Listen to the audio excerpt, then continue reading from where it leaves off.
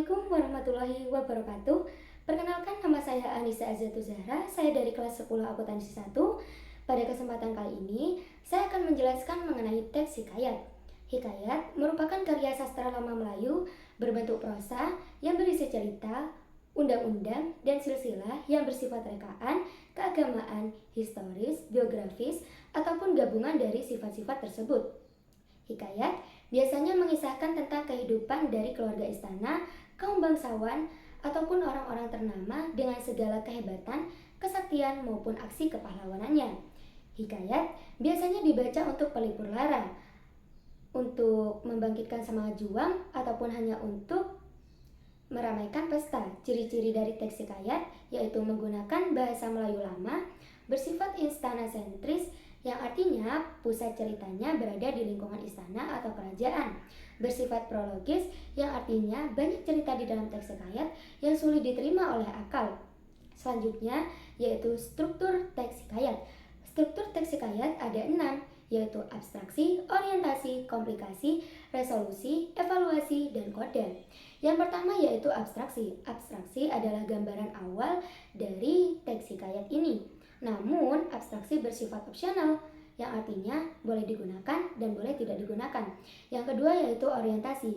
Orientasi adalah salah satu bagian yang berkaitan dengan aspek waktu, aspek tempat, dan aspek suasana. Yang ketiga yaitu komplikasi. Komplikasi yaitu munculnya konflik atau munculnya masalah pada alur hikayat. Yang keempat yaitu evaluasi. Evaluasi adalah puncak konflik yang mengarah pada klimaks dan mulai mendapatkan penyelesaian. Yang kelima yaitu resolusi. Resolusi adalah penawaran solusi terhadap masalah yang sudah terjadi sebelumnya. Yang terakhir yaitu kode. Kode yaitu penutup dalam teks hikayat ini, berfungsi sebagai kesimpulan ataupun penegasan ulang atas pesan-pesan yang ada di dalam teks hikayat. Lalu apa sih bedanya teks hikayat dengan cerita rakyat? Bedanya teks hikayat dan cerita rakyat adalah jika teks hikayat khusus berasal dari masyarakat Melayu dan mengisahkan tentang aksi-aksi kepahlawanan. Namun jika cerita rakyat umumnya bersifat dari kisah-kisah zaman dahulu dari daerah tertentu dan bahasanya pun menggunakan bahasa Indonesia ataupun bahasa daerah tertentu. Jadi cerita rakyat ini lebih umum ya, berbeda dengan teks hikayat. Saya kira cukup sekian presentasi dari saya. Kurang lebihnya saya mohon maaf. Terima kasih. Wassalamualaikum warahmatullahi wabarakatuh.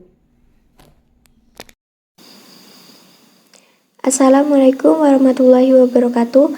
Perkenalkan, nama saya Dita Yusafira dari kelas 10 akuntansi 1. Di sini saya akan mempresentasikan hikayat.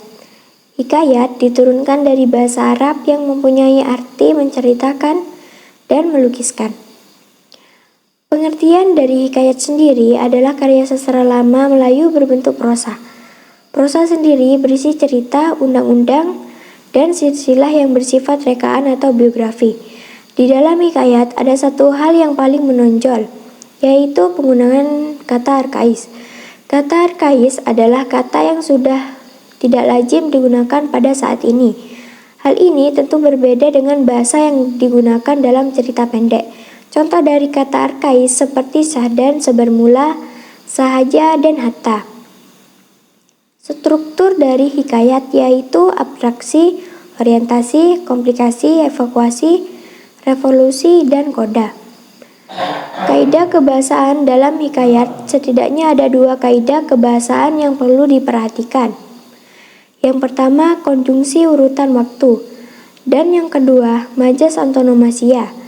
Konjungsi urutan waktu adalah kata hubung urutan terjadinya peristiwa.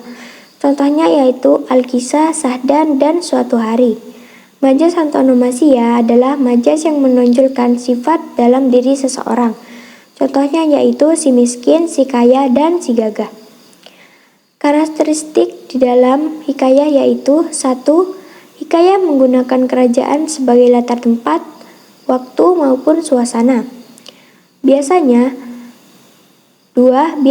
menggunakan alur maju. 3. Hikayat mengangkat permasalahan kerajaan seperti perebutan kerajaan dan asmara. Adapun nilai-nilai yang terkandung dalam hikayat yaitu nilai pendidikan, nilai religius, nilai moral, nilai sosial, dan nilai budaya. Sekian presentasi yang dapat saya sampaikan. Wassalamualaikum warahmatullahi wabarakatuh.